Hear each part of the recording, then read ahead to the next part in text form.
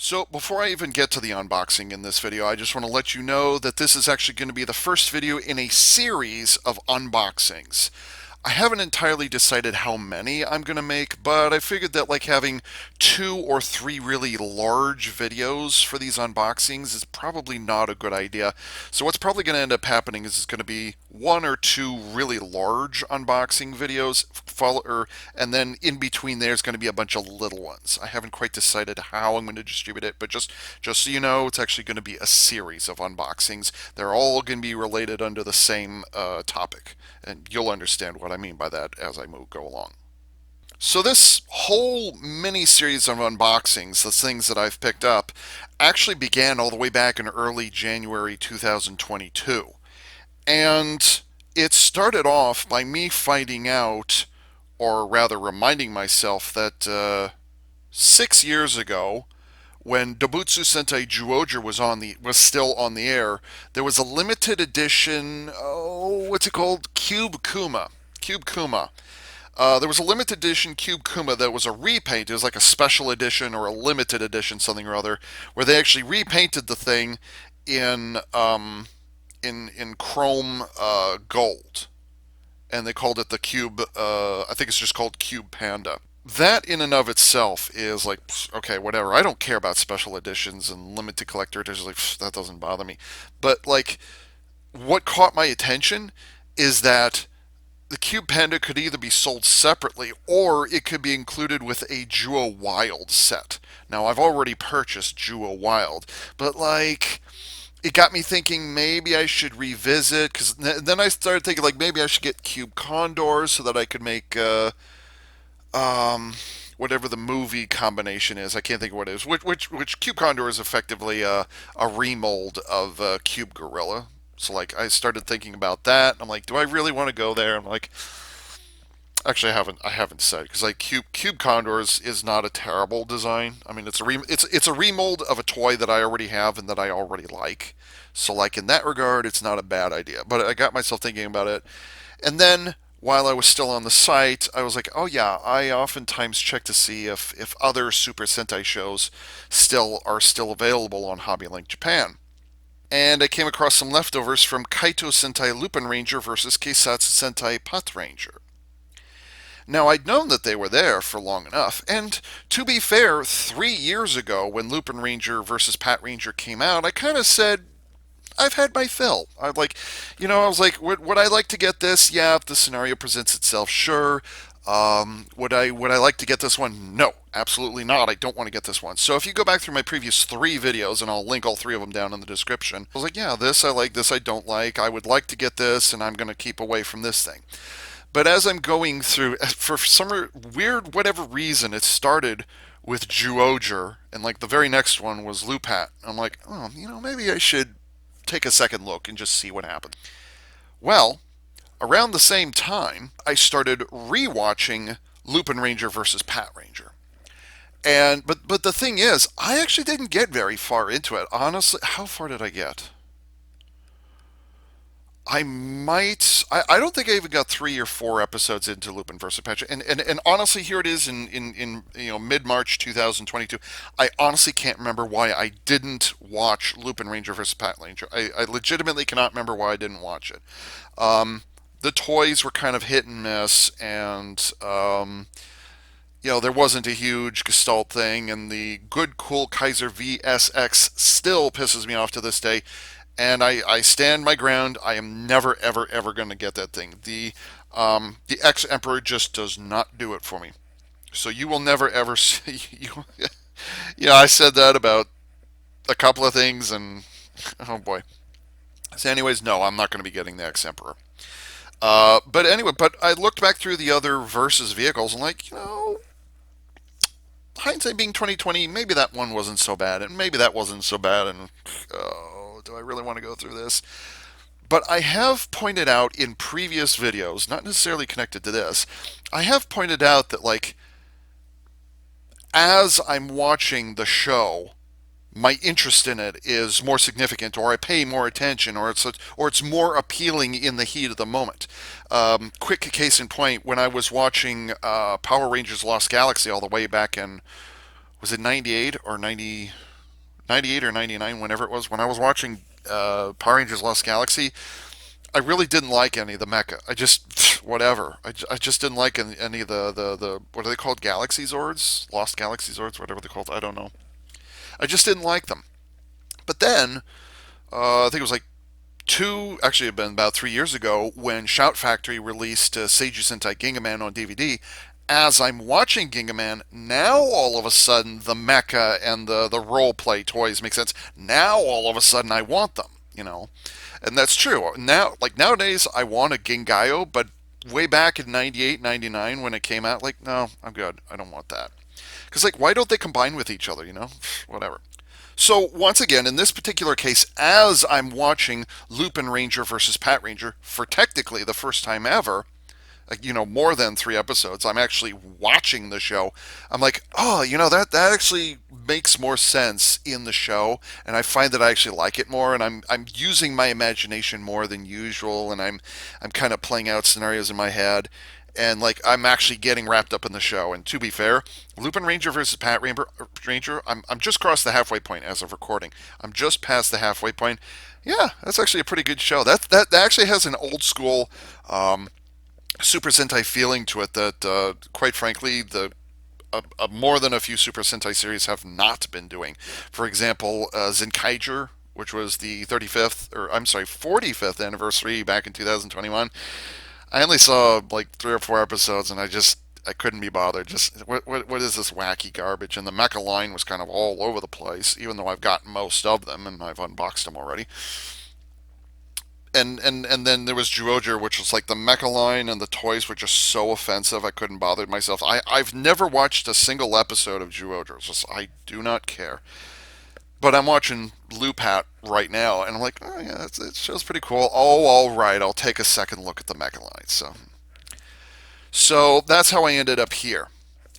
Um, and here's Good Striker, who coincidentally I pulled out just 3 months ago when I was addressing what were you called, the Zenryuku Zenkai canon, the updated Zenryuku Zenkai canon. I brought this out, and I was like, oh yeah, here it is.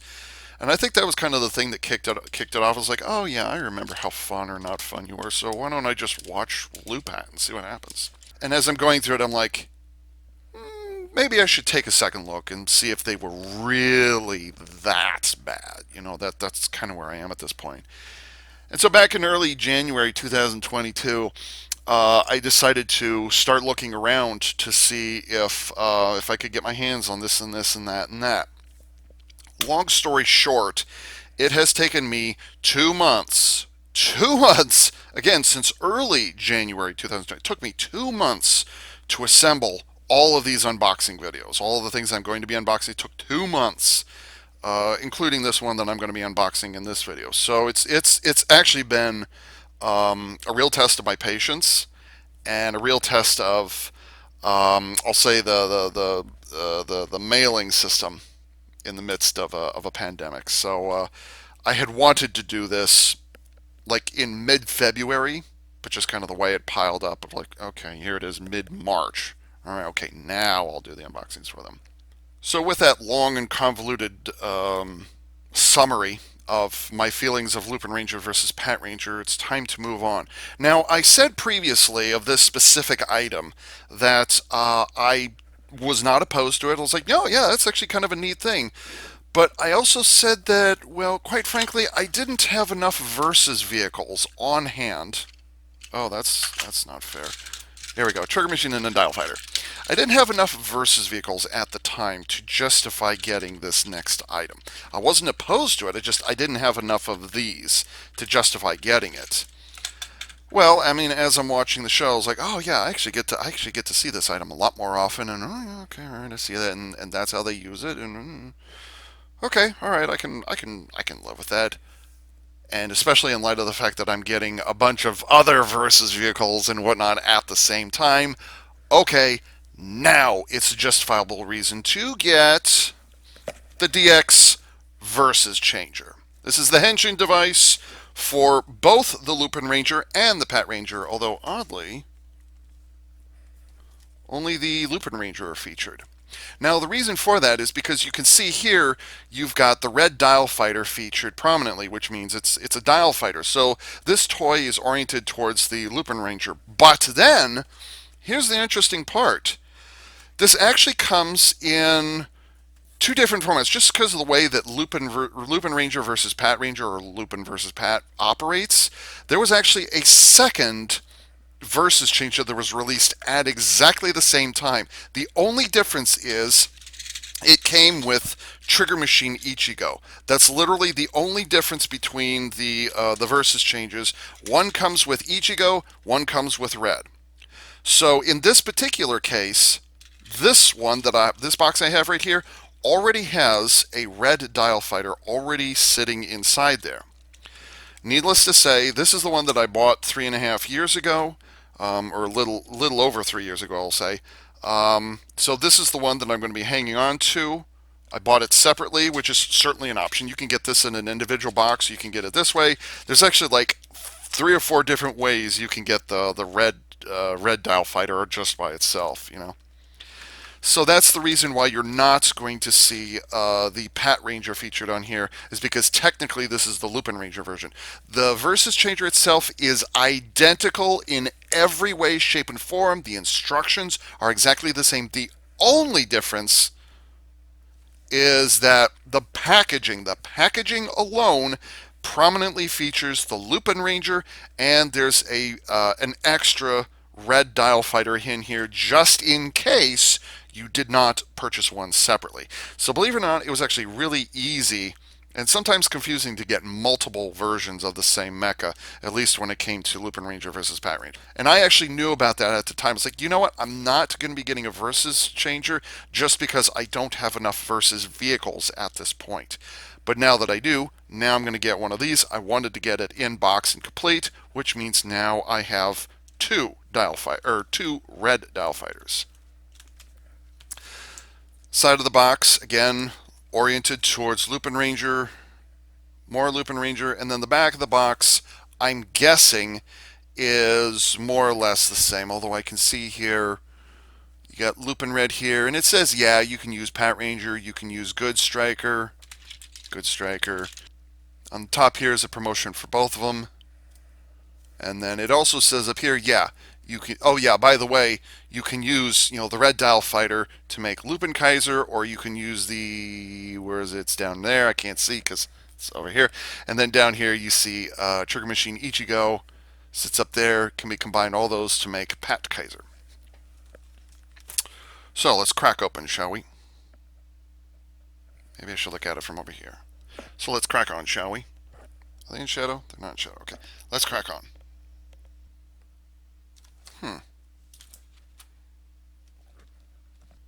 That's kind of interesting. For whatever reason, there's some very obvious English sitting right here. It's kind of the only place I can find any, too.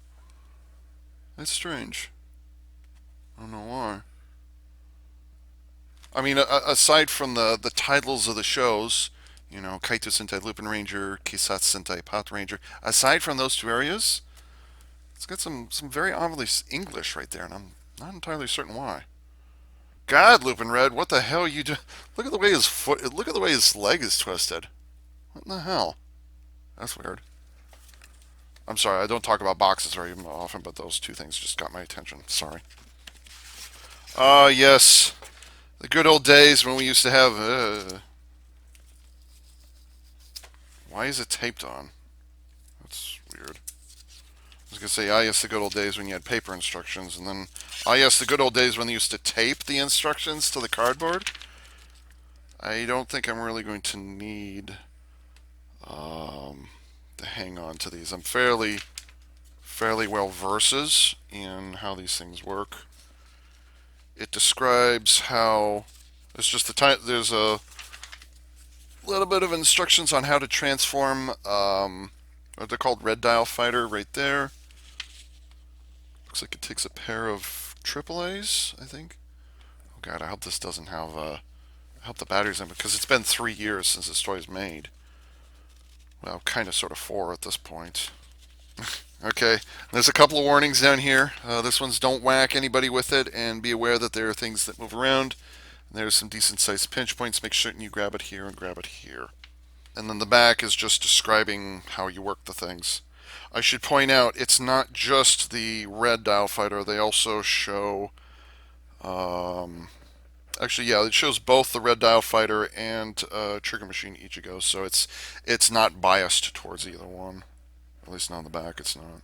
Oh, it's also pointing out a warning about. I can't see what I'm doing. It points a warning about how the rails, the reader rails or whatever these things are across all the Versus vehicles, you have to be careful that it doesn't slip on out of alignment. You have to make certain that that fits on there because the warning is pretty much it'll break. So either you only want to slide it in and out, you do not want to take it off the rails by turning it to either side. Just don't fucking even, or you will break them eventually. Especially the versus changer if you do it enough times. And then it says, oh yeah, if you want to remove it, press the button on the side to pull it out. So I guess I don't need the instructions much more than that. And this is slightly smaller than I thought it would be. But I don't think this is an uncomfortable size. Like, I know that, like Super Sentai roleplay toys are usually a bit on the smaller side, but this one, honestly, is not too bad. Actually, that fits my hand pretty well. That's pretty darn close. I'd say this is about two-thirds, and maybe even three-fourths scale. This isn't as bad. I got the box, or I picked this, or I got this, a couple of weeks ago at this point. And here's the extra red dial fighter that's just going to remain sitting in here until further notice. But yeah, okay, fair enough. I did not think that this would be,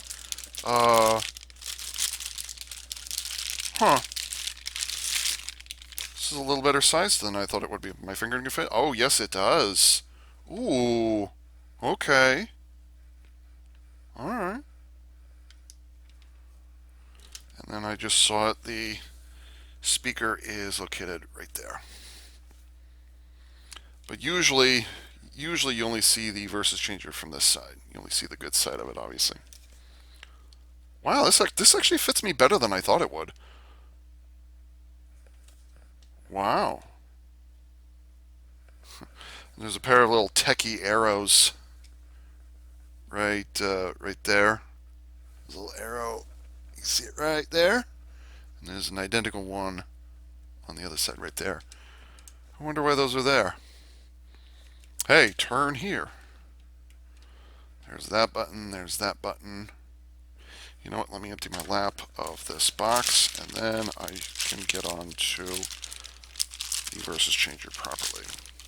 So yeah, the Versus changer. I was not opposed to it. It's kind of an awkward thing, a little bit. Like you only attach things from the one side or from the other side, but beyond that, I actually have a number of. The other thing about the Versus changer is it was right smack in the middle of having. It's one of those changers, or rather one of those roleplay devices where it interacts with the mecha.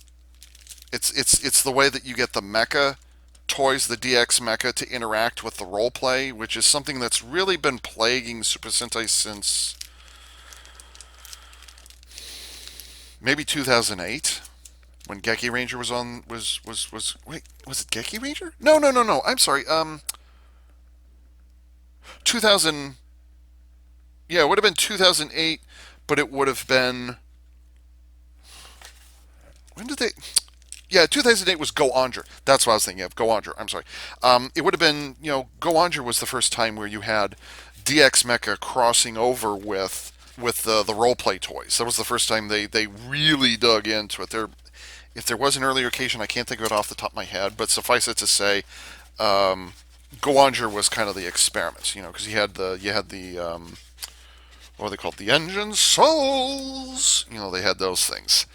So the Versus changer in that is not all that different in that regard. It's just a bit more complicated. It's more of an evolved version in that it has these reader rails, these kind of, I don't know what these things are called, but they're just little toothed gears, and depending on which sequence they rotate in, that determines, or that tells the toy which particular versus vehicle you're sticking in there. And obviously I'm going to be getting into that as I go along. How well does this lock into place? This locks very well into place. Okay, I was wondering about that. Oh, so that's how they did. Okay, so one of the things that I did not know about back in 2019 when I was unboxing a bunch of things, I couldn't figure out how it is that the Versus vehicle knew the difference between a a trigger machine and a dial fighter. I couldn't quite notice the difference. The other thing is like, how does the Versus changer know? I want to say Versus vehicle, so how does the Versus changer know when you're turning one of the dials? How does it know? And I was looking around and looking around, I can't figure it out. Well, then I discovered that the dial fighter specifically, as you're turning the dial, this might be a good bad example. Well, no, it's okay. If you'll notice, right above my finger, right here, you will notice that there's a little thing, yeah, right there. See how it moves in and out? That is how it knows. So basically, the Versus vehicle has a really thin but long button right here, and it pushes down on that. That is how it knows. It will know when you have a dial fighter in there, but what it doesn't know, what it can't know otherwise, is when you're turning the dial itself. It doesn't know. So what these little notches are, and believe it or not, the notches are in a bunch of different places. What's a good example? For the red dial fighter, for example, it's not down here where the reader rail is. It's actually up here. So I turn the thing, you'll see the shadow pops up. See? So that's how the Versus changer knows not if there's a dial fighter in there, but rather when you're specifically turning the dial. And those of us who owned dial fighters already, you can feel the mechanism. You can feel when there's some resistance and like, ah, yeah, that's when it's making that little thing change. So, okay, all right, that makes sense. That's how they did it. Okay, now I get it. I hope the batteries are working on this thing. I just realized another mecha, or another Gribbly arrow. So there's three of them for some weird reason. There's one down here, there's one up here, and then there's a third prominent one right here. There's another, or no, I'm sorry, there's another arrow right here. Any others I should know about? No. Okay, let's look at the other side for a moment. And if that's not a frickin' spaceship, I don't know what is. I mean, it has to be symmetrical for when you flip it up or when you flip it down. Fair enough. But that being said, it's a bit of a spaceship. Whatever. And then the Versus vehicle release switch is right, or the release catch is right there. And what does it do? Aha. Okay. So when you press on this black button here, if you squeeze on this, there's actually a pair of transparent red tabs. There's one there. There's one there. I don't know how well it's going to show up, but you press on the button and they retract. So that's how it secures them. It's right behind the reader bar. Okay. All right. Good to know.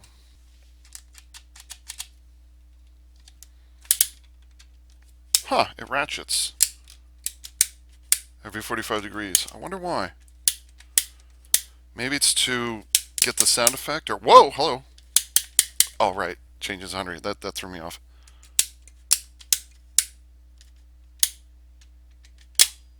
Oh, okay, so it only locks at 90 degrees. 45, 90. Which means at 45 you can still turn it. Still locks there.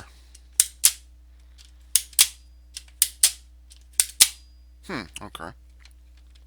And then finally, the only kind of significant detail is that when it's a dial fighter on the left side, because remember in Super Sentai the left side is always the pretty side. On the left side here, you're going to have the V, which is symbolic of the, you can't really see it, I'm sorry. Yeah, I'm not going to be able to show it to you. But anyways, there's a V right here. It's the Lupinranger symbol right there. But then when you turn it over 180 degrees to get a trigger machine, instead you get the Lupinrangers, or I'm sorry, you get the Patrangers S-shaped symbol right there. And I don't think I'm going to be able to show it to you. So it's just the way my camera operates. Believe it or not, in person, even I'm having a little trouble looking at it. Oh, I wonder if the LED lighting on the inside is discriminate, in that when you turn it to a trigger machine, if there's just a single LED over here, again on the left side only, that lights up, but then the one on the right side for what is it, for the Lupinranger, if this one does not turn on, but only the one over here. I wonder if whichever LED is on the left side, I wonder if that's the only one that lights up, and then the one on the right side does not light up. We'll find out soon enough. But yeah, that's pretty solid. That's not gonna turn. You can't. I don't think you can force this. It's pretty solid in there. Oh, I hope the batteries in this work. And if they don't, it's going to be 2 AAA batteries from the looks of things. I really hope these batteries haven't leaked or anything in the last 3 years. Oh no! No, it doesn't work! No! No! I need to get batteries. No! Alright. Excuse me a few minutes. Okay, crisis averted. Here we go. 2 AAA batteries, by the way. I'm actually kind of glad. I was just thinking about it. I'm like, I'm actually kind of glad that it doesn't come with batteries, because, you know, even, within like a 3-year period or whatever it is, batteries can cause trouble, especially with all the jostling around through the shipping process. So, yeah, okay. Anyways, here we go. Okay, then. That's it. That's all we got, huh? Just, that's it. It's so weird the way they designed the grip. Like, I understand why they designed it this way, but it's like the way you squeeze, or the way you, let's see, how do I do this? It's not a natural grip for the way you hold a trigger or something like that. It's kind of, because like ordinarily this is more vertical, or it continues this angle or whatever, but in this particular case, it slides inwards. It's like it's an awkward feeling to it. Whatever.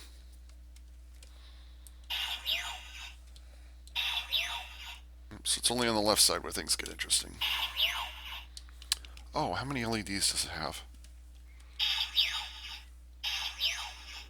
Looks like only the 2.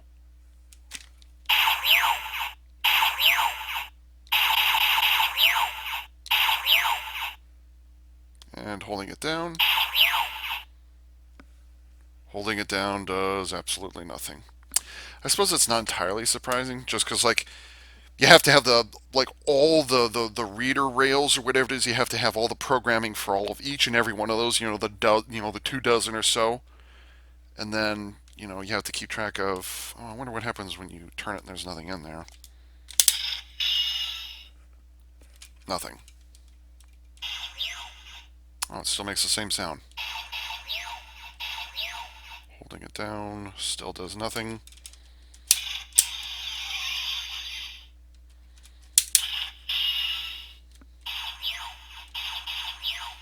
Doesn't matter, it still makes exactly the same sound.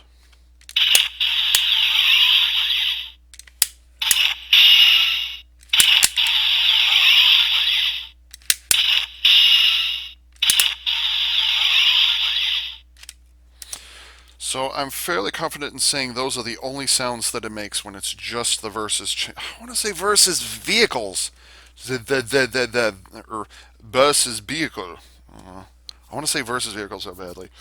Okay, so in any event, let's get the show on the road. So, because originally this started out as a versus changer, why is versus vehicle so much easier to say? I don't understand that. This versus changer is, oriented towards the Lupinranger, because there's a red dial fighter already in there. So I'm going to start with a red dial fighter. And something tells me I'm going to have to do this left-handed for whatever weird reason. This is going to feel so weird.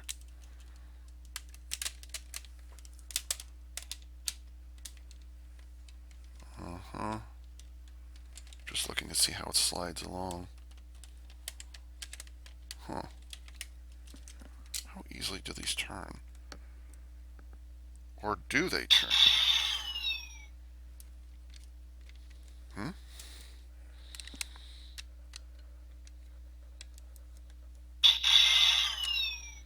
Oh, so it does not make any sounds when you insert something, but it only makes sounds when you pull out. Oh, okay. All right. I'm just sticking my fingernail in there and just running it along. Putting it in does nothing. Okay, all right. And by the way, I was right. There are only two LEDs in here. It's weird because I thought there'd be like a third one, but like buried in the center or something like that. But I guess they just don't have room for it. Okay, all right. Moving on. My first time doing this.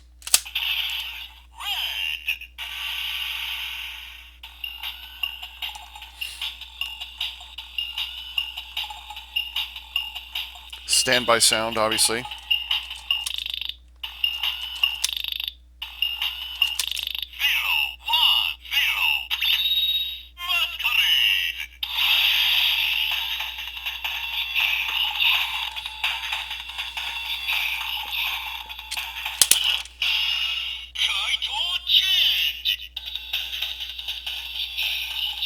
I don't know if it's waiting for me to pull the trigger or not at this point. So, okay, so you actually have to pull the trigger.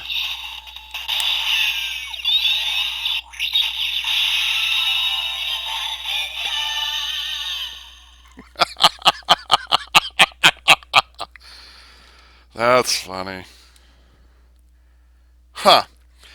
I would have thought that it would just kind of automatically. I don't know why, but I thought like it would, as soon as you put it in and then turn it over, I thought that it would automatically begin the actual hinging sequence instead of going to a second standby sound. Okay, all right. I don't know why they did it that way. I guess it's just kind of giving you the choice on when you actually hinge in, which I guess I could totally appreciate that. I wonder how long that standby sound lasts. By the way, I'll put it into editing. How long it cycles before it'll finally like give up. Like, okay, yeah, you put it in there, and then your mom called you or something like that. So, okay. By the way, just occurred to me the black handle is made of black ABS, or yeah, made of black ABS plastic, and then the black here and here is painted on. And I know this because the handle is not painted on the other side. So, okay.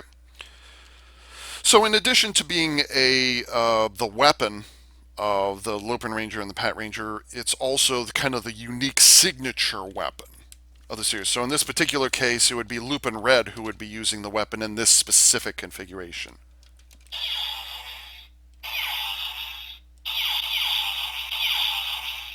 Okay, so it looks like this particular toy, or this particular role play, does not have a scenario. Unlike the Good Striker, where it does have a function where if you pull and hold down the trigger, then it'll make a different sound.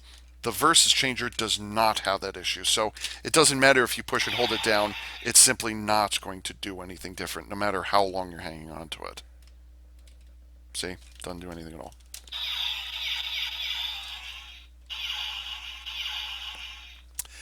Also, in answer to my question, it looks like the two red LEDs, or yeah, I think they're just red LEDs. The red LEDs, they both go off at the same time, and you can tell because if you look, you'll see the LED light up this side, but also the other LED will light up this side at the same time.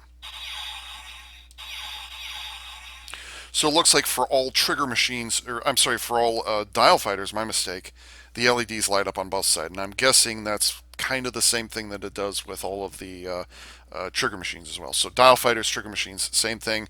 It is not, as I anticipated earlier, it is not discriminate. The left side lighting up and the right side not lighting up. They both light up at the same time. You can kind of see some of the light leaking through there as well. Okay, and this is just when he's off doing whatever fighting it he's like to do.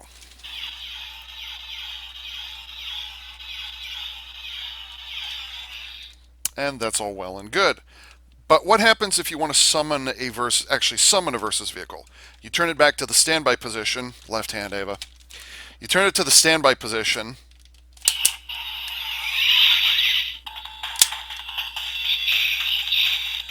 And notice it's already in the Lupinranger standby thing. But it's going to make a different sound when I swap it over again to the same position.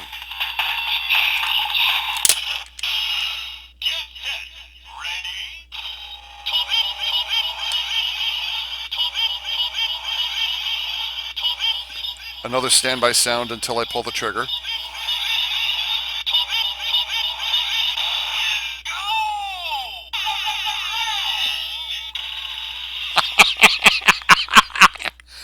Who the hell thought it was a good idea to put that air horn in there? Brr, brr, brr, brr. That is so fucking annoying. Oh my god. Like at that point, I'm not even paying attention anymore. It's like now I'm actually hearing it in person, and it's just fucking ridiculous. God.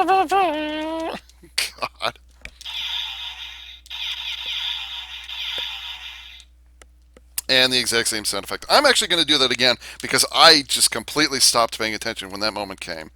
I wonder if it actually will do it again.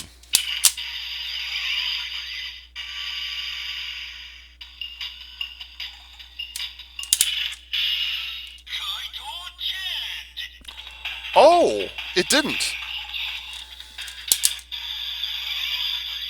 I want to shut this up for a moment. Okay, I did not know that. First, it was the henshin sequence. When you flip it over the first time, it's the henshin sequence. You turn it back and you flip it over a second time, it's the versus vehicle launch. But then I was like, well, I'm just going to do the launch sequence again. No. Turns out it loops or it flips back and forth between launch sequence and henshin sequence and launch sequence and henshin sequence. I did not know that until just now. Because most of the reviewers that reviewed this back in 2018, they never addressed it. Or if they did, I didn't keep track of it. And of course, there are dozens of different reviewers and they're doing it in a dozen different ways. But that being said, okay, rant aside, I'm going to get off my soapbox and get back to on the subject. Henshin sequence first.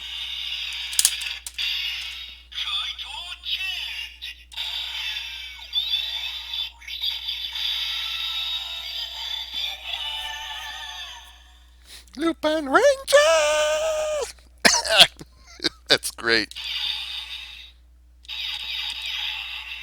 And by the way, just to save on time, you actually can interrupt the processes of everything. It's like when you put the thing in, I didn't even turn the dial. I just stuck it in there, flipped it over immediately, pulled the trigger, and bam, it was already off to loop in red. So it knew that the red dial fighter was in there. I just flipped it over, and that was the end of that. So you can actually interrupt it. Okay, back to my original point. I want to hear the launch sequence again for the red dial fighter.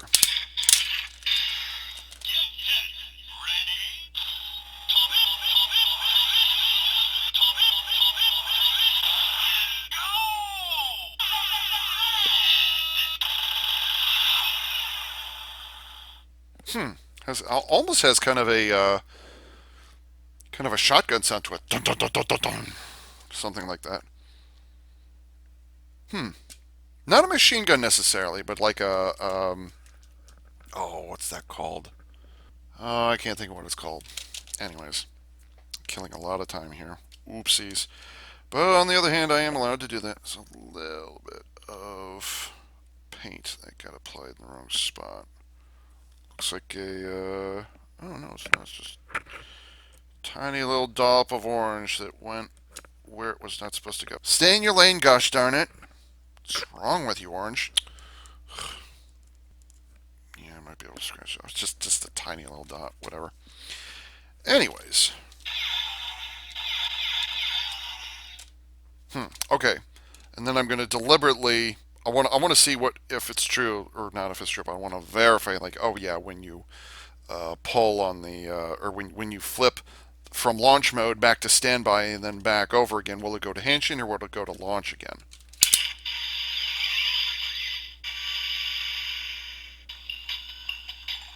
Yeah, it's in standby for henshin. It's waiting for me to turn this thing.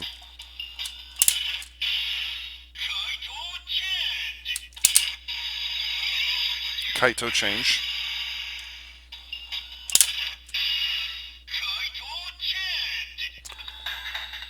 Oh!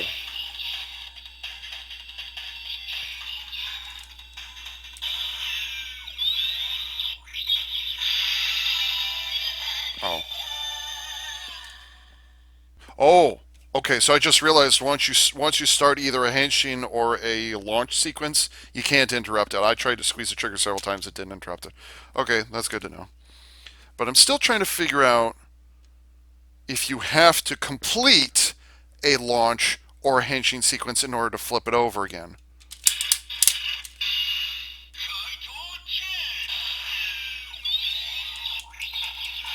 See, I can't interrupt it.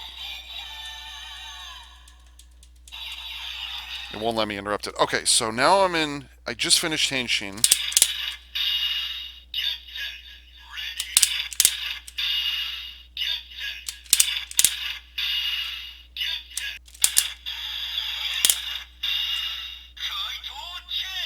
Oh, I get it. Okay, I get it. I get it. I get it. I get it. Okay, I just figured it out. Okay, so it will switch modes only when you complete a previous mode. So if you're in a launch, if you complete the launch of the versus vehicle, then it will then when you flip it back to standby mode, then it will swap to henshin mode. Likewise, it won't go to launch mode, or it won't swap away from henshin mode unless you complete henshin mode the first time. You go to standby and then it'll go to launch. Okay, all right, now I got it. All right.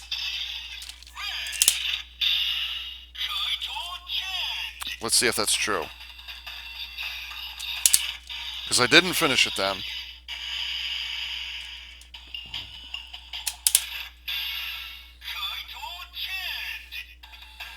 Yeah, it's not completing the henshin. Until... Yeah, okay, yeah, so it's not discriminate. Or, correction, it is discriminate. So I've just done the henshin. Now it's going to go to launch sequence. But this time, I'm not going to launch it.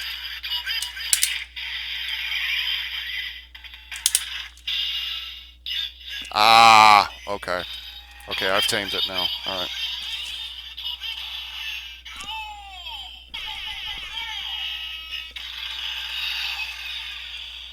Okay, all right. Okay, I have officially tamed you at this point. I'm bored. Let's get you out of here. Stick something else in here.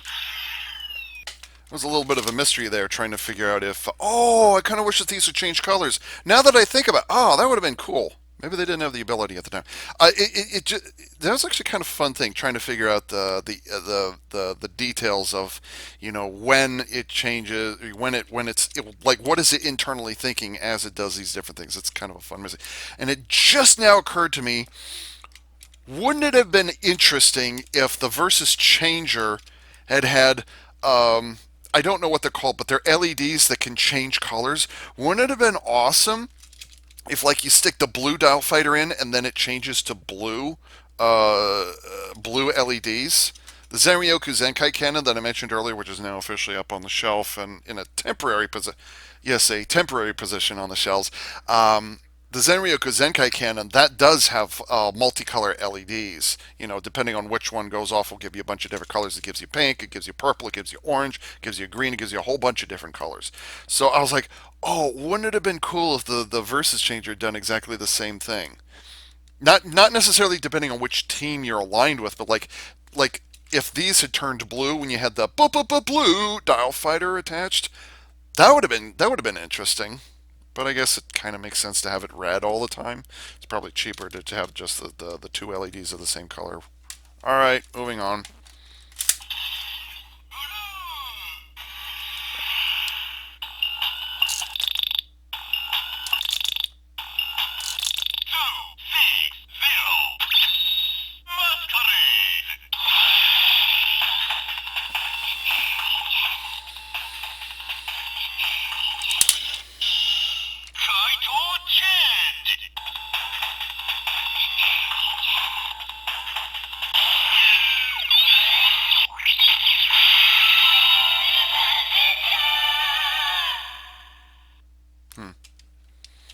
guessing the sound effect is the same.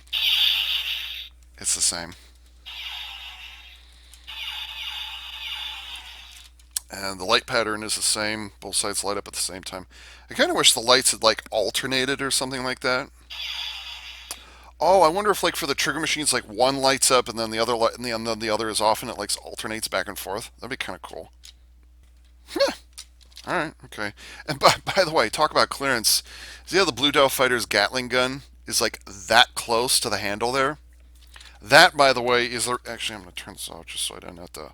Oh, okay. Now's a chance to check to see what does it do when you turn the switch off and there's a versus vehicle already on the inside. Does it keep track after you turn it off? Anyways, what I wanted to show is you could do this with some dial fighters, but not necessarily all of them. For example, you can do it with red, but you cannot do it with blue.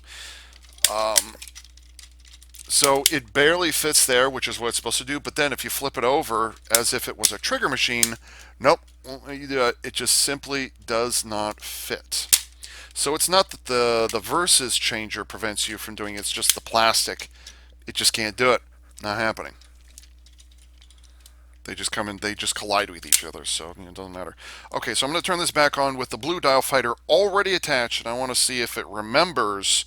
I doubt it's going to remember it, but let's see what happens. I don't know. Okay, so turning it on.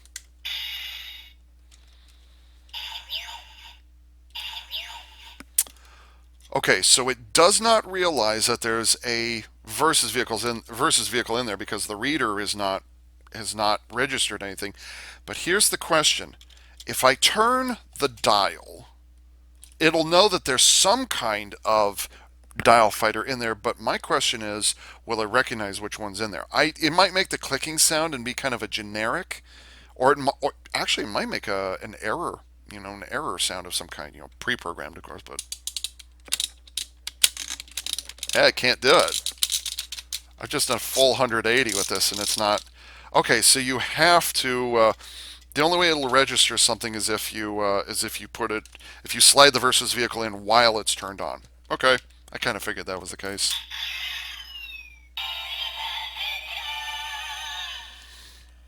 Sorry, I'm gonna smile like an idiot every time I hear that.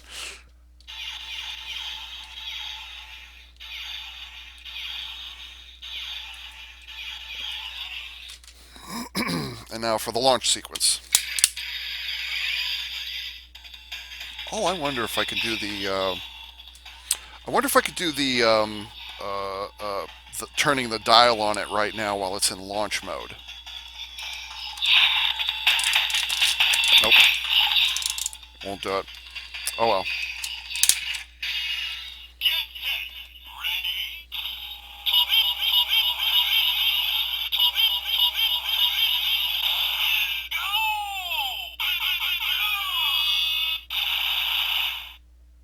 Oh, it's the same sound effect of guns going off.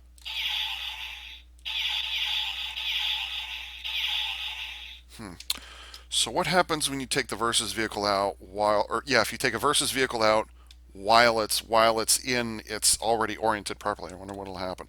That's not to say that the toy can't. I'm just wondering what the electronics are going to do. So I'm going to take it out.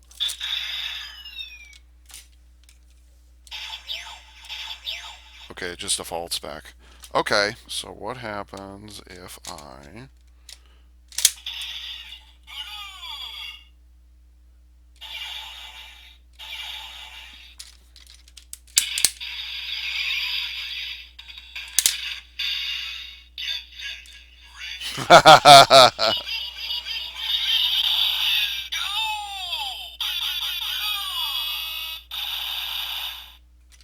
That's funny. These versus vehicles with their wings, they take up so much space on my shelves.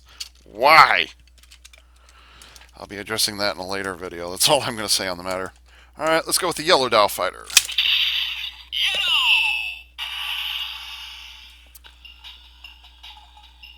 He didn't say yarrow, he said yellow. No English. Good for them.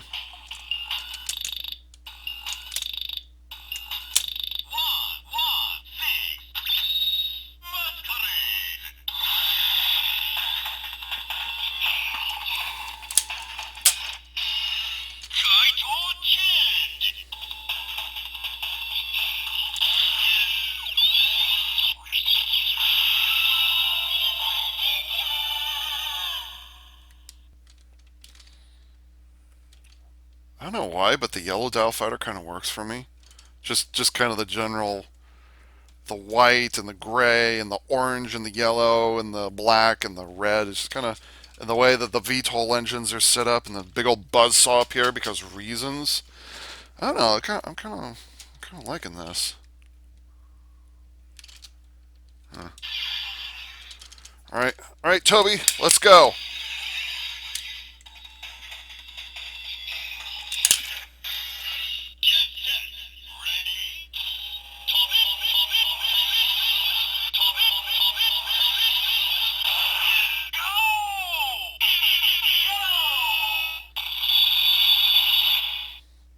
No gunfire that time.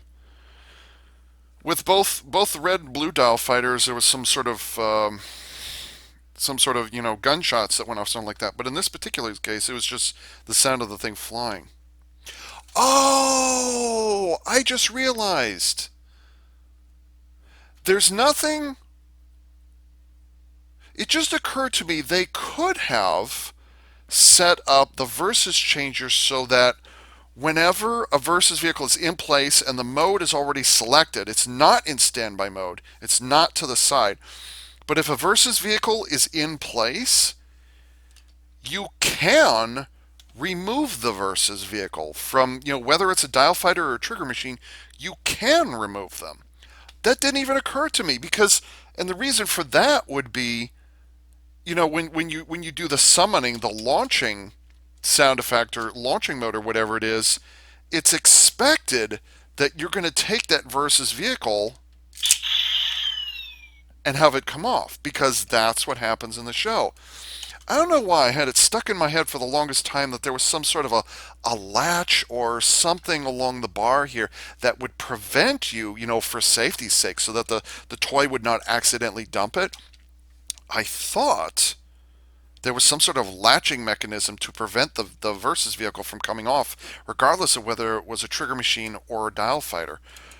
Oh, that didn't even occur to me. So they want you to be able to take the thing off once you've activated launch mode.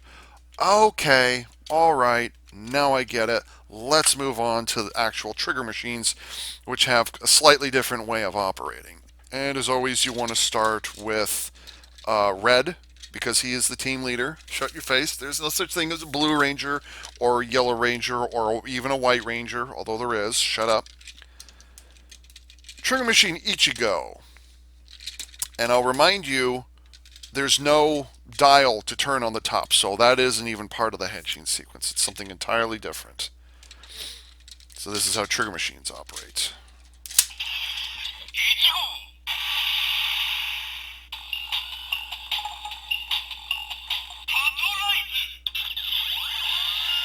Hey, I didn't tell you to switch. Oh, the lights change. So they do alternate.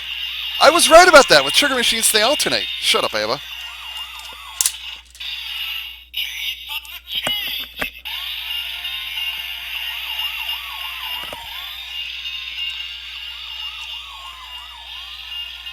This is why they're called trigger machines, by the way.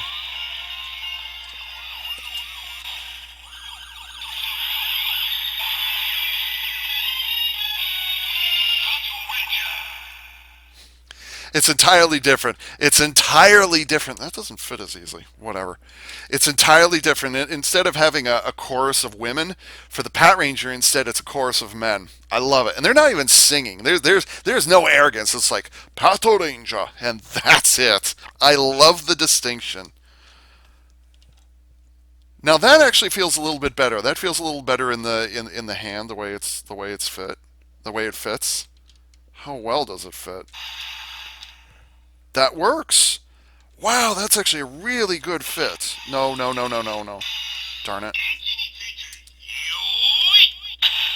Sorry.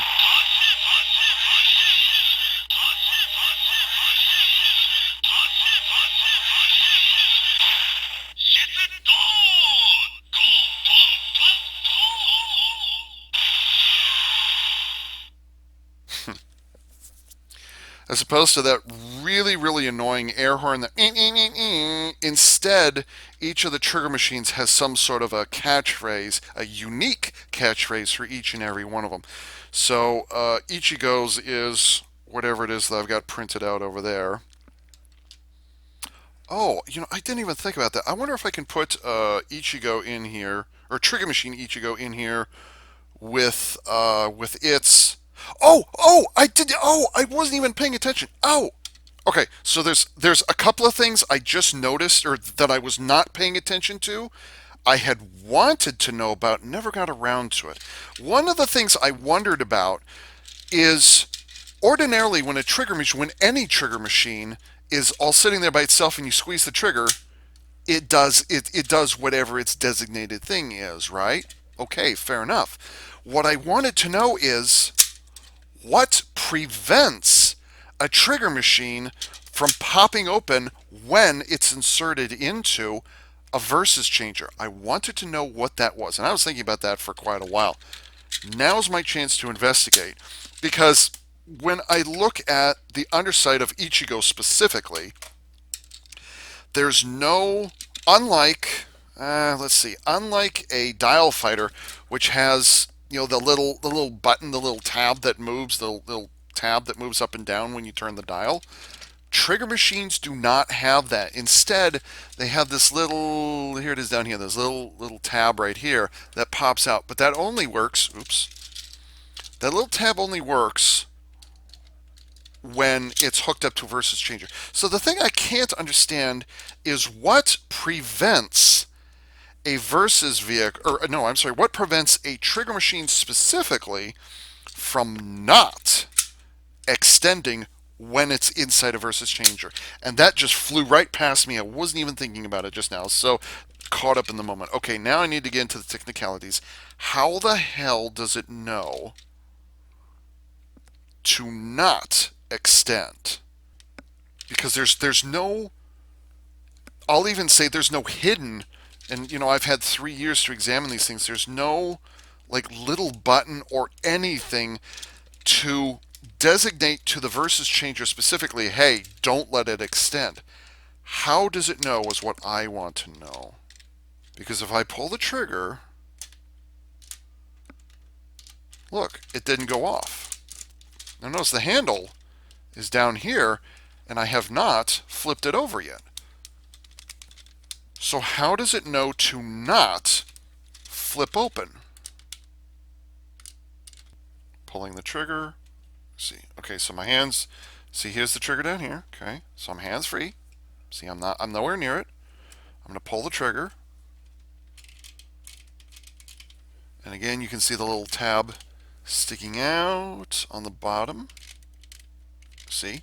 Okay, so I am pulling the trigger, but it's not extending. How does it know? How does it know? And that's before I even turn the thing over.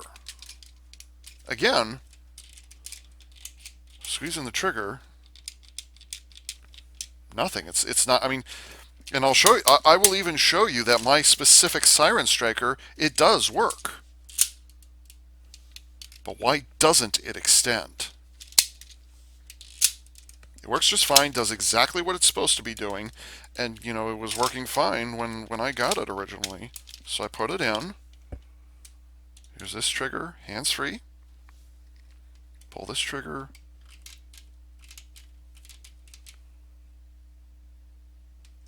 Why isn't it extending? Okay. Alright. Let's back up for a moment. What's the commonality of trigger machines?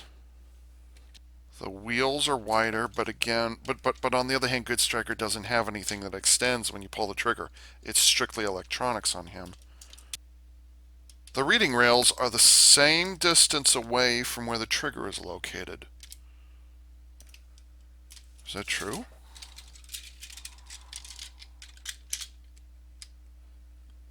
Yeah, they're all the same distance away from each other. Okay, what does that tell you? They're all the same distance from each other. Well, the reason it would not work on a dial fighter, or at least not this one specifically, is because the forearm for Lupinranger folds downwards, but obviously it can't fold, so I guess it holds that in place. It does not, in other words, it does not have an extending feature, it has a flip down feature, so that's different. Okay, so that doesn't matter so much because the physical design of the toy doesn't get in the way. Let's go with the scissors dial fighter. No, that's the same thing. Gosh, if only I had some more trigger machines. How does it stop them? Oh! Okay. They're all the same length.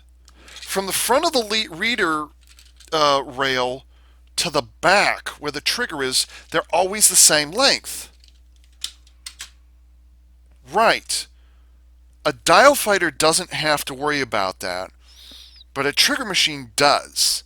Because trigger machines can only go back so far before they bump up against this. That's one of the things of like dial fighters, you can't flip a dial fighter downwards because it gets in the way of the handle. Okay, all right. So there has to be something restricting it. And I noticed earlier on the Versus Changer, these red tabs here at the front that actually they moved up and down. When you press on this button specifically and only, those tabs move in and out. Okay, that's what keeps it from sliding out. Well, at the back, there's a pair of like hooks or whatever it is that prevents it from going back any farther. Now, on a dial fighter, it doesn't get anywhere near that, does it?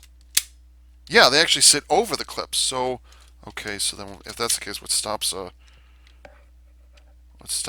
dial fighter from going back any farther? What's it bumping up against? You know what? One thing at a time. Okay, so a trigger machine extends in length, okay? Which means the distance from here to here, specifically, this distance here is extended a little bit. Well, it just occurred to me the reason why it doesn't extend after you put it in is because these hooks, if I was to squeeze the trigger, then the trigger section, the back half of the trigger machine would slide backwards, except it can't because it's got these hooks right here. And it can't slide forward because it's got these two tabs here. So literally, even if you squeeze the trigger, it can't go back, but it also doesn't allow it to go forward. So no matter how much you squeeze the trigger, essentially what the Versus vehicle or what the Versus Changer is doing is it's clamped onto the front and the back. So no matter how much you squeeze the trigger, it never extends. Okay, now I got it. And that deserves a victory launch. So if I squeeze the trigger, ordinarily the nose would jut outwards, except it can't because it's got those two red colored tabs on the front that prevent it from moving forward. Are those sound effects different? That's a very solid sounding blast. It's almost like a shotgun. Blam! Blam! I wonder if there's a difference between them.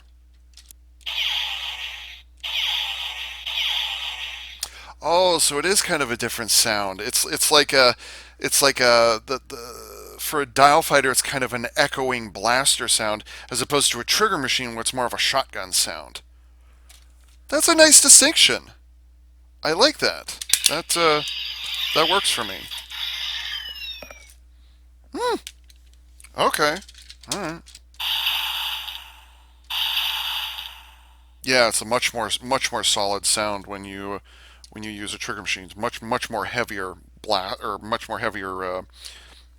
gun blasting sound. Okay, that works for me.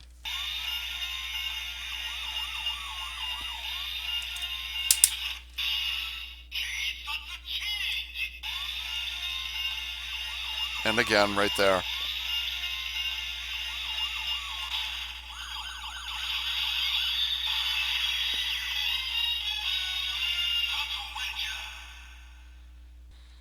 Yeah, so it's only when it does the siren klaxon or whatever it is.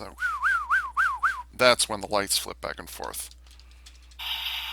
Or at least on trigger machines. That's cool. That's cool. That's subtle. That's a subtle cleverness.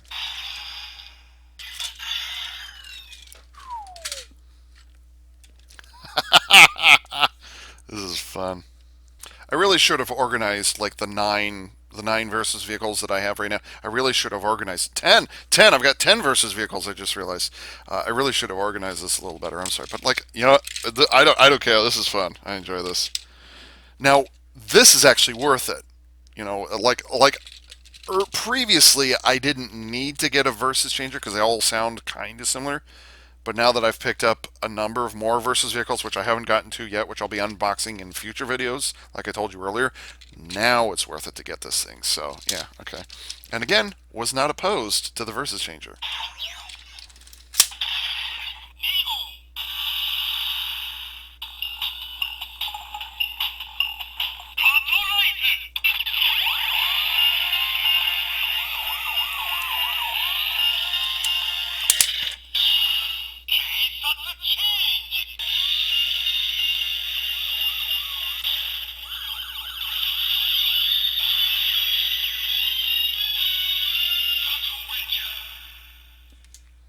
I'm holding it kind of close like this, and it's kind of loud, but actually, how's this sound?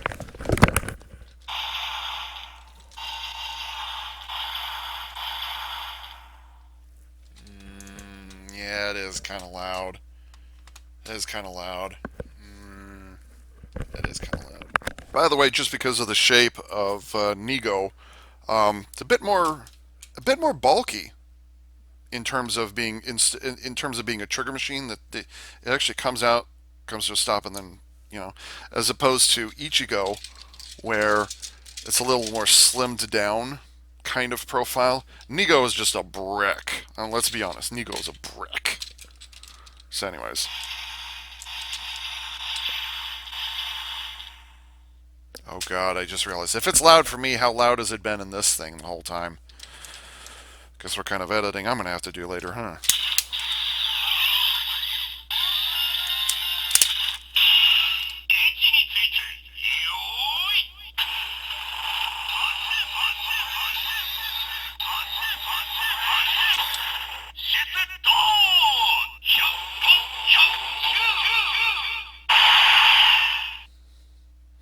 Oh, that's right.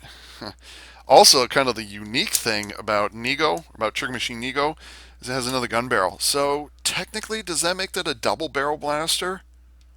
Dude, Petra and Nigō is going to be so thrilled when he finds out he's got more firepower than Patranger Senpai.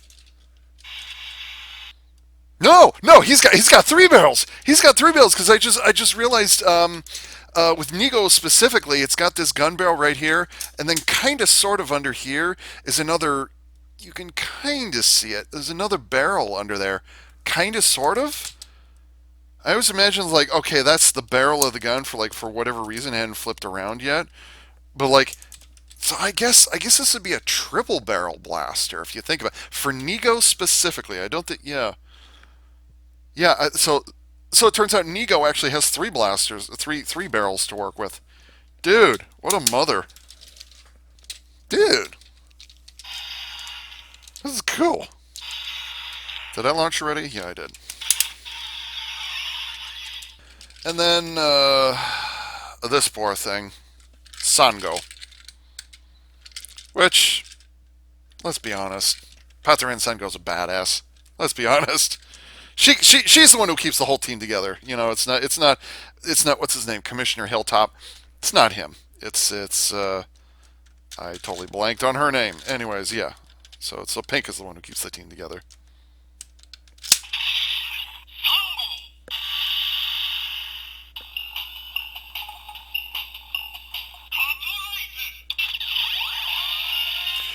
Just to let you know, it always cycles twice. It always cycles twice, and then it explodes. It explodes in police justice or whatever it is. Shut up, Ava.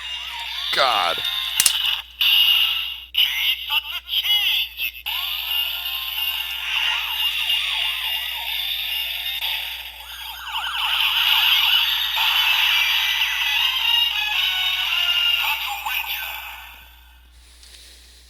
That's funny. Let's launch.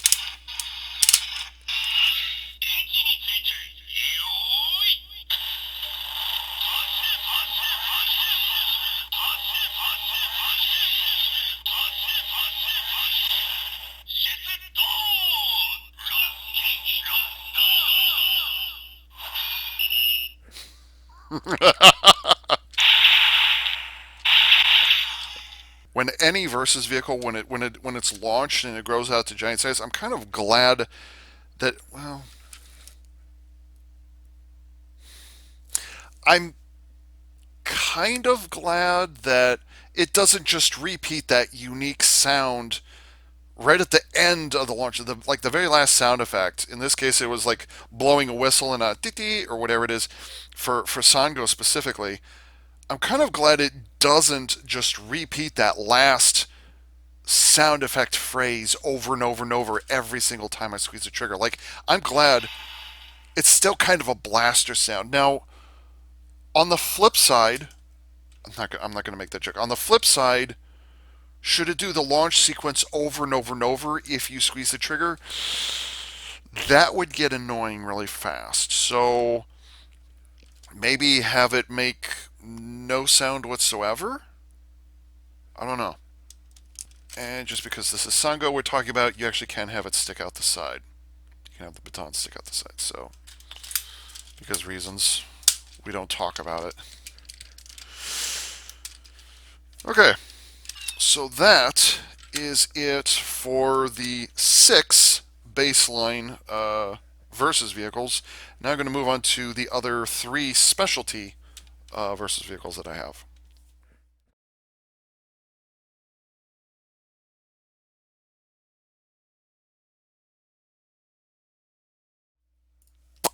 Wow. I'll be honest, I'm enjoying this more than I thought I would. All these years of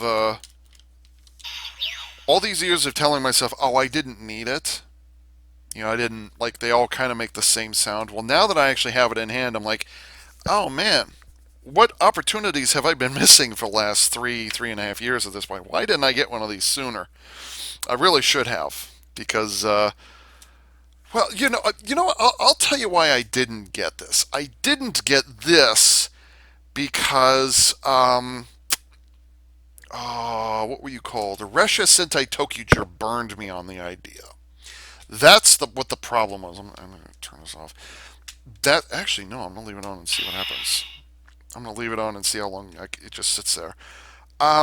With Tokyuger, they did exactly the same thing. They had their wrist-mounted henshin device, which had a shit ton of annoying sound effects built into it, and then it would interact with the reshas, which I have a number at this point, but I'm not going to take the time to pull them down.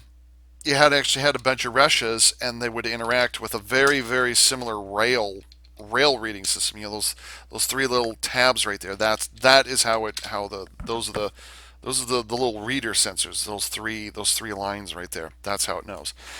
But anyways, Tokyo just burned me out. And actually, I didn't actually watch the show in 2014 when it came out. I didn't watch it. But oh shit, Tokyo is 8 years old right now. That's weird. But anyways, that was kind of the thing that put me off the trail when LuPat came around. It was like, why didn't you get a versus changer? Well, it's because I didn't want to deal with the exact same thing that annoyed me 4 years previously in Tokyuger. So that's one of the reasons why I didn't get a versus changer up to this point. And by the way, here it is over 30 seconds later, and it still hasn't made a sound. Let's see what happens if I hold down the trigger for 30 seconds or whatever it is. So that's one of the reasons why I didn't get, but I'm kind of like, I don't need it because they all kind of sort of sound the same. Now I'm regretting it now that I have one, now that I have the justification to get one. Now I'm like, oh, this is actually pretty cool. But at the time, I was like, I don't need another one because they all kind of make the same annoying sound effects. And yeah, I'm going to get bored with it eventually, whatever. But like here it is in the heat and the moment. I'm like, okay, I was wrong. I was wrong. This is actually kind of neat enough by itself. Well, no, not by itself. It's pretty boring by itself. But like once you actually get a couple of versus vehicles involved, yeah, it's actually pretty fun. So yeah. Although it does occur to me that Good Striker does not have. Well, no, actually he does. I was going to say that he doesn't have any. He doesn't make any sound effects for combining, and then I realized, oh yeah, that's one of the complaints I had about Good Striker. It's like, oh yeah, he doesn't. He does have just one combination sound effect built into him. So, by the way, I've been holding this for longer than 30 seconds. No sound effects have come out of it. So, the only sound it makes is just this by itself. But yeah, I would actually. I mean, considering how expensive it is, was to get a bunch of about a bunch of versus vehicles or whatever it is. Each of these cost like what 13 to 15, 12 or $15, something like that when they came out in 2018. I just reminded myself of the what's it called, the Gosei Blaster, which is the only toy at the time in 2010 that I really enjoyed enough to actually hang on to. And I was just thinking to myself, oh yeah, that was the first time where they had a role play toy interact with the mecha in some fashion, which is totally wrong, but you know what I mean. No, I take it back. It was let's see. Let's see, there was Goanger, Shinkenger, they kind of did it.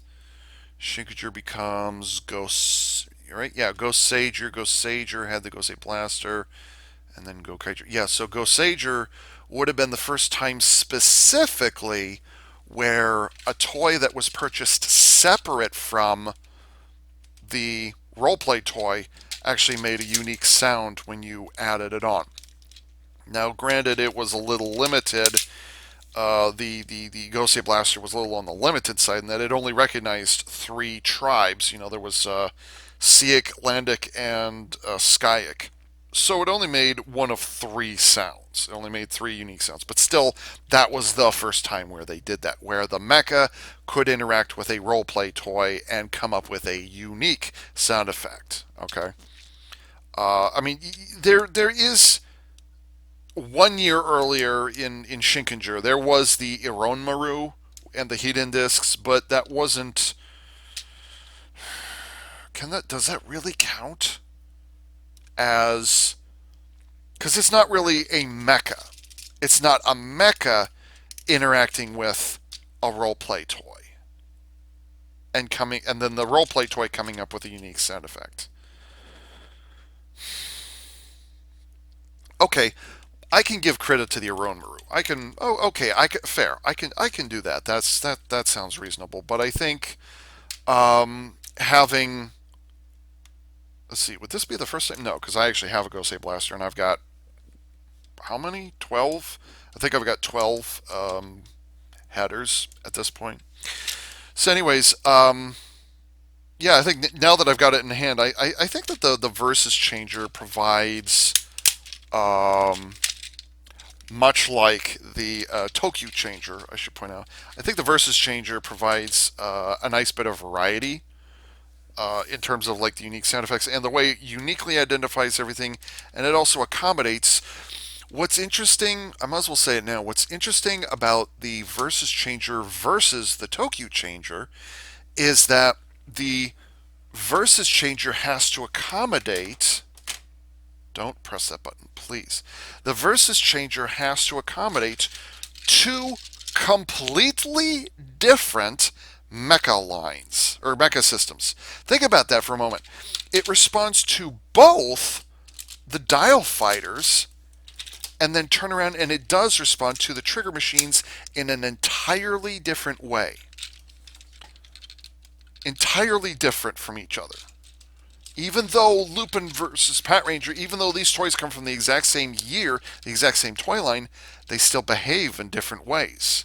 That to me is interesting, and the Versus Changer has to literally bounce back and forth between those two things.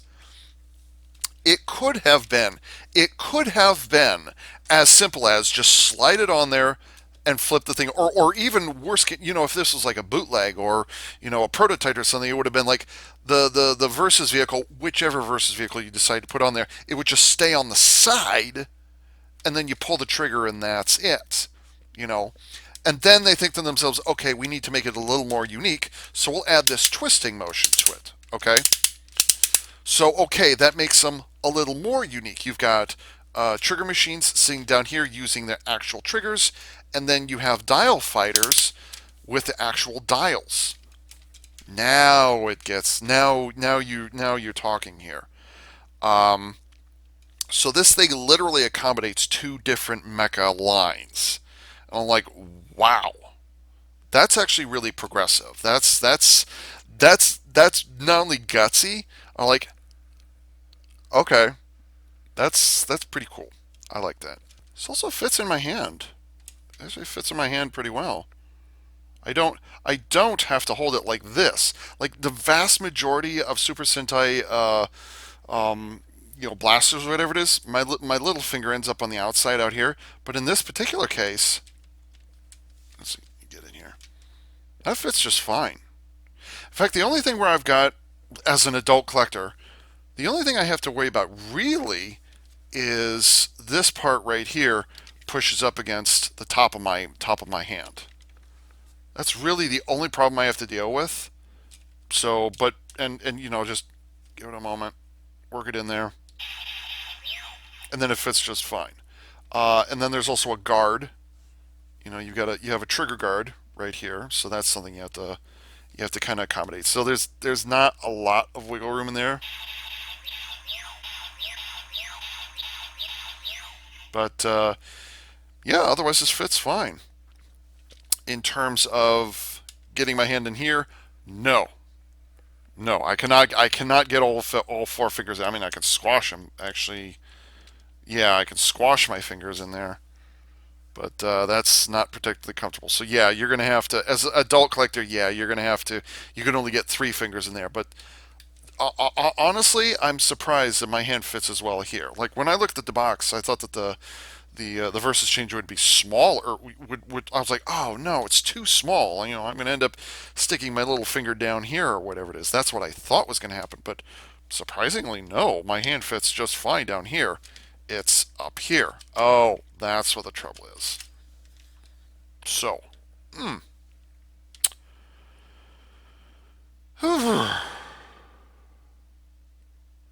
long have I been at this? Almost 2 hours. Well, I did say there was going to be a long video at the start of this marathon, then there will more than likely be another long video at the end where I summarize everything, or I where I summarize all the I guess the secret's out of the bag now, where all of the other versus vehicles that I've picked up in the last 2.5 months now. I'll be doing a summary of all those things. I just realized for as stingy, even cheap, as Bandai of Japan tends to be with their role-play toys and even with their vehicles. Nope, I have a better example. You remember how I complained, 3.5 years ago, I complained how, which ones is this? The Yellow Dial Fighter. It had, black paint across the front, but it didn't have equally black paint. That's not easy to say. Black paint on the side there. I was like, oh, it's incomplete. That's not shading. That's actual. Those black lines there are actually painted, but they didn't finish the black lines on the side. Oh yeah, by the way, 3.5 years ago, I did not hire somebody to. I did not send this off to get somebody to paint it. That's a cheap thing. That's like, why the hell would you even bother? Um, but anyway, so it's cheap in that regard. And then there's another one of like the Red Dial Fighter. All you got to do is flip it over, and like there is no paint under there whatsoever. Now, arguably, the wings have been painted because they're PVC, but whatever. But yeah, I mean that's very cheap. There's no, the nice black here, the black here. There's the orange stripes. Or there's absolutely nothing on the underside. There's no like air intakes for the engines, which are underneath the guns here. The gun barrels are not painted, and really, I mean, even the top is kind of like, why even bother, you know? There's actually very little paint on here. The face is painted, and then these treads are painted, and then the cannon barrels here are painted. There's very little actual paint on Siren Striker. Um, there's actually a lot of blue, this navy blue, and then the red color, whatever it is. Those are kind of the only two colors. It's only molded in two colors, and then the gold is painted on, and then there's a little bit of white. Yeah, maybe I should actually flip that out. Um, there's a little white for this fork scoop thing, and then obviously the face is painted up nicely. The face is painted up nicely, but kind of the rest of it, I was like, why even bother? You know, what the hell? So, anyways, like this is kind of relatively poorly painted compared to a lot of the other Versus vehicles. Blue is another good example. It's got a lot of gray on it, but most of the gray is actually is actually molded. Although it's got a silver propeller. I'm not or silver props, so like whatever. So relatively speaking, Bandai America usually cheaps out on paint applications on the back or the sides of things. Usually, not always, but usually. It took me a few minutes to point that out, and I'm just now realizing at the end of the video that everybody's kind of paying attention to all of this, and the detail over here, and then the detail on the handle. And then I commented to myself earlier, or I made the comment earlier, oh yeah, and then the side of the handle here is there's no detail, or there's no paint in these areas. There's no orange stripe here, there's no black here, and there's certainly no black here. Well, there's battery cover there. Yeah, okay. They could have added another, by the way, there's an orange stripe that should be right there. See? Orange stripe. Oops. No orange stripe, you know? They could have filled that in, but they didn't, which is like whatever. But then I noticed, look at this. Look at all this. They got silver here, silver paint.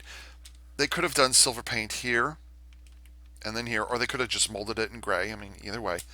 But notice silver paint for all of this and a little bit of this here. And then there's more silver paint right here, right next to the speaker. They don't have to paint this, but they did, which, like, that's odd.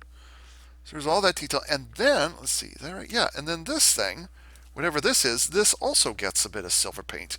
And then, look, more orange stripes there, and orange stripe there. So it's kind of weird. This side gets a whole lot of paint applications, but notice that this side doesn't need, this side of the barrel, I'm sorry, this side of the barrel doesn't need any paint applications to look interesting. Do you notice that? Where's the silver? Where's the black? Where's the orange stripes? Well, it's because there's going to be a Versus vehicle sitting right here. It's going to cover it up. But on the other hand, we've got all this transparent red and a little bit of silver paint right here. So it didn't even occur to me that, yeah, they totally didn't paint anything here. Oh, is that really true? They've got orange here, they got silver here, and silver here all over the place here. That's usually something that they do not do. But in this case, they did. Paint me impressed. So yes, the Versus changer. Ah, my throat is getting dry. I need to eat.